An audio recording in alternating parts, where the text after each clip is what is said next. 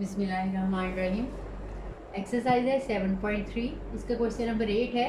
Prove that perpendicular bisectors of the sides of a triangle are concurrent. कि एक कोई triangle हो तो उसके तीनों राइट बाइसेक्टर जब ड्रॉ हम करेंगे तो वो एक ही पॉइंट पे एक दूसरे को टच करेंगे।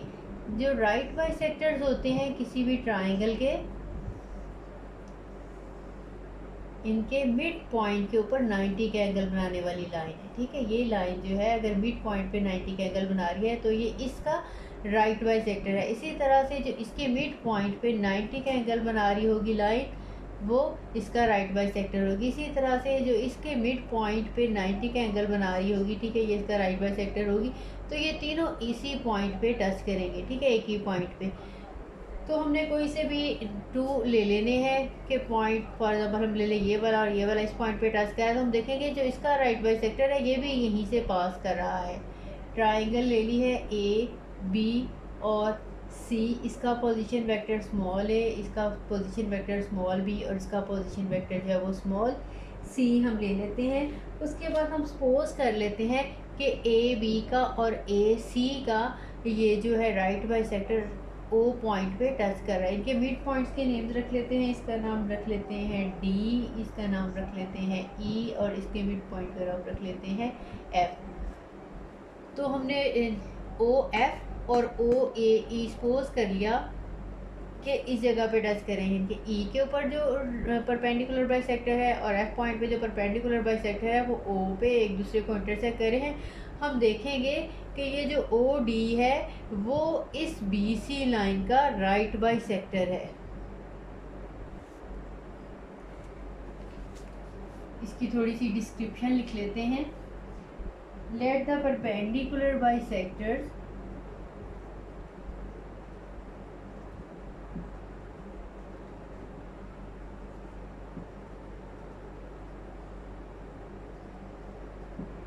of AB and AC meet at O।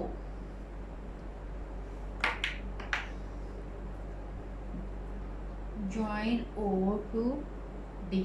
ठीक है, अभी तो मैंने आपको पहले बताया था कि ये राइट बाइसेक्टर इस तरह से होती है। अभी हमने ये प्रूव करना है कि जो ओ को इसके मिड पॉइंट के साथ ज्वाइन किया है तो एक्चुअली ये एंगल भी 90 का बन रहा है, यानी ये परपेंडिकुलर बाइसेक्टर ही है। ठीक है, हमने ये दोनों ओ एफ और ओ ई जो है ये राइट बाइसेक्टर थे। ठीक है, ओ पॉइंट पे टच कर रहे थे। अब ओ पॉइंट को हमने डी के साथ ज्वाइन किया और हम प्रूव करेंगे एक्चुअली जो ओ डी है वो बी सी का परपेंडिकुलर बाइसेक्टर है। डी तो हमें पता है कि मिड पॉइंट है, तो रह क्या गया कि अगर ये एंगल हम प्रूव कर दें कि ये एंगल 90 का है, ठीक है, तो फिर हम ये साबित कर देंगे कि ये भी इसी पॉइंट में से गुजर रहा है। ठीक है, गुजर तो रहा है लेकिन अब देखें ज़रूरी नहीं। अब देखें ये ट्राइंगल है, इसके ऊपर यहाँ पे डी पॉइंट था, ये दो यहाँ पे फॉर एग्जांपल यहाँ से मिल रही हैं। ये ज़रूरी नहीं कि ये एंगल 90 का बने अगर, लेकिन इसमें हमने प्रूव करना है कि ये 90 का बन रहा है तो फिर ये परपेंडिकुलर भी है और मिड पॉइंट तो हमने पहले ही इसका सपोज किया हुआ है। तो हम अब ये एंगल का अब अगर प्रूव कर दें कि ये एंगल 90 का बनता है तो इससे ये साबित हो जाएगा कि ये परपेंडिकुलर बाइसेक्टर है बी सी का। अब हमने जो है ओ ए है वेक्टर, ये ए लिया है, और जो ओ बी वेक्टर यानी बी का पोजीशन वेक्टर वो बी लिया है, और जो ओ सी जो है वेक्टर है वो हमने स्मॉल सी लिया है। तो अब देखें ओ डी ओ ई और ओ एफ, इनके हम निकाल लेते हैं कि ये पोजीशन वेक्टर जो हैं ये क्या बनते हैं। अब देखिए ओ डी लिख लेते हैं। ओ डी जो है ओ डी, ये डी के पहले हमने मिड पॉइंट निकालना है तो ये आ जाएगा c plus b plus C by 2 आ जाएगा। अगर हमने ई के कोऑर्डिनेट निकालने होंगे तो वो ए प्लस सी बाई 2 आ जाएगा। अगर हमने एफ का निकालना होगा पोजीशन वेक्टर तो ए और बी के पोजीशन वेक्टर को ऐड करेंगे, ए प्लस बी बी बाई 2। ठीक है, ये इनके ओ डी ओ ई और ओ एफ के जो है पोजीशन वेक्टर्स मैंने लिख दिए हैं तीनों के।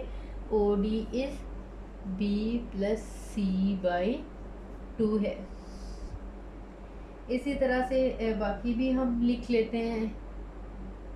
ओ एफ के भी लिख लेती हूँ। O F vector is equals to A plus b by 2 और ओ ई जो वेक्टर है that is a plus C by 2 है। अब देखें हम B C vector find out करते हैं, C A vector find out करते हैं और ए बी तीनों साइड्स के हम वेक्टर फाइंड आउट कर लेते हैं। ए बी निकाल लेंगे। A B vector is equals to O B minus O A. O B का पोजीशन वेक्टर बी था, ओ ए का पोजीशन वेक्टर ए था, ठीक है। दरमियान में माइनस है, बी माइनस ए आ जाएगा।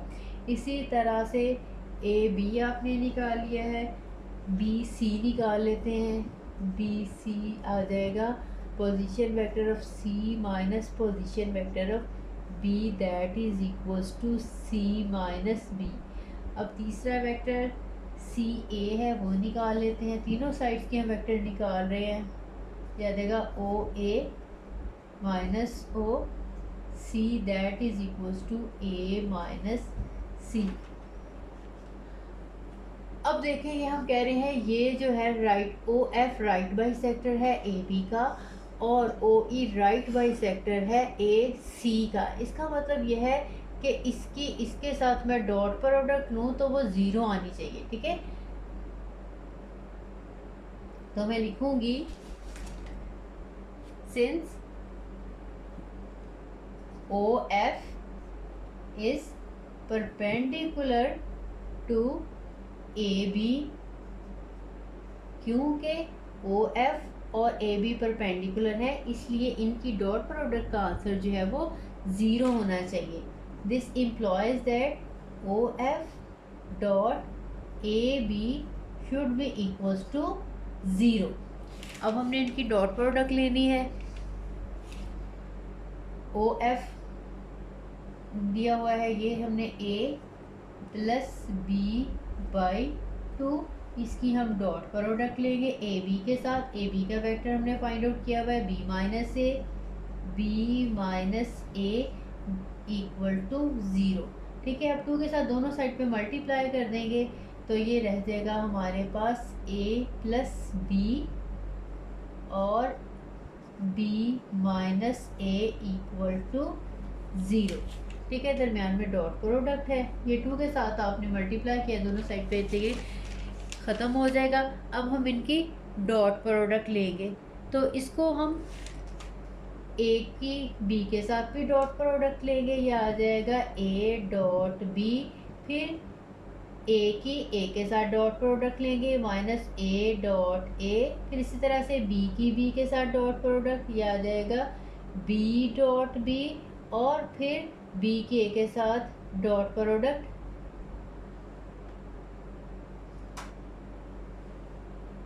ये आ जाएगा माइनस ए डॉट, इसको बी लिख लिया जाए या बी डॉट ए लिख लिया जाए वो एक ही बात है। अब ये देखिए माइनस बी डॉट ए और प्लस ए डॉट बी, ये दोनों कैंसिल हो जाएंगे और ए डॉट ए का आंसर ए स्केयर होता है। इस तरह से बी डॉट बी का आंसर बी स्केयर होता है। बी जो है ये मैग्नीट्यूड है, कह सकते हैं यहाँ से A square is equals to B square. मैं इसके वेक्टर की सिंबल नहीं लगा रही। ए डॉट ए में ए, ये मैंने कल भी बताया था, पहले भी काफ़ी दफ़ा बता चुकी हूँ। किसी भी वेक्टर की उसी के साथ डॉट प्रोडक्ट जब हम ली जाए तो उसी की मैग्नीट्यूड का स्केयर आ जाता है, ठीक है। ये प्रॉपर्टी की हुई है हमने, ठीक है। यहाँ से A square minus A square plus B square equal to zero आ जाएगा, जहाँ से हम कह सकते हैं कि ए स्केयर का आंसर जो है ये बी स्केयर के इक्वल है। इसी तरह से हम कह सकते हैं कि ए सी जो है वो परपेंडिकुलर है ओ ई पे, तो इनकी डॉट प्रोडक्ट का आंसर भी ज़ीरो होना चाहिए। तो वो भी हम निकाल लेते हैं। हम लिखेंगे since O E is perpendicular to C A C लिख लें या सी ए कह लें, ये एक ही बात है। अब इसका मतलब ये है this implies that O E dot C A should be equals to 0। इसमें कोई मर्जी पहले लिख लें डॉट प्रोडक्ट में, सी ए पहले लिख लें या ओ ई लिख लेंगे, एक ही बात है। यहाँ से अब हम देखें ओ ई के हमारे पास जो कंपोनेंट थे ओ ई के हमने निकाले हैं ये A plus C by two, A plus C by two है, और सी ए का जो हमने निकाला हुआ था वेक्टर ए माइनस सी, यह आ जाएगा A minus C, this is equals to 0। यहाँ से भी 2 ख़त्म हो जाएगा और यहाँ पे ए प्लस बी और ए माइनस सी की जब हम लेंगे तो यहाँ से आ जाएगा A square minus B square equals to 0। यहाँ से आ जाएगा A square equals to sorry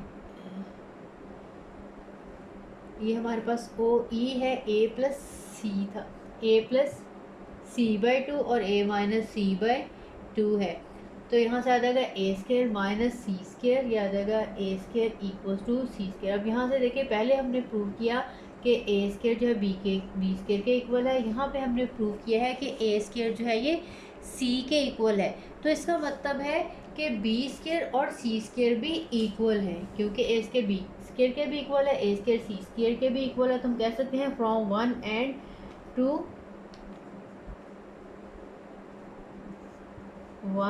2 B square is equals to C square, B square और सी स्केयर इक्वल है, तो इसका मतलब है हम कह सकते हैं। अब हमने उल्टा जाना है, रिवर्स जाना है, बिल्कुल जैसे हमने यहाँ से ये रिज़ल्ट निकाला तीसरे वाले में, क्योंकि हम एंगल जो है परपेंडिकुलर दिखाना है, 90 का दिखाना है, हम इसको बैक इस फॉर्म में लेके जाएंगे। जैसे यहाँ से हमने ये लेके आया था, अब इस फॉर्म में ले जाके हम प्रूव करेंगे कि एक्चुअली ओ डी जो है वो 90 का एंगल बना रहा है या परपेंडिकुलर है बी सी के।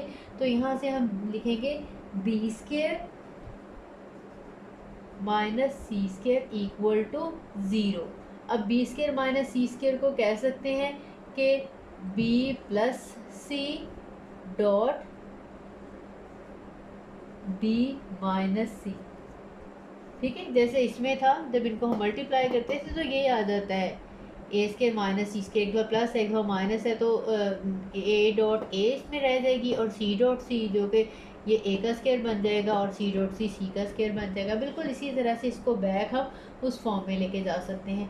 अब हम एक ओ डी वेक्टर बनाना चाह रहे हैं और एक हम बी सी वेक्टर बनाना चाह रहे हैं।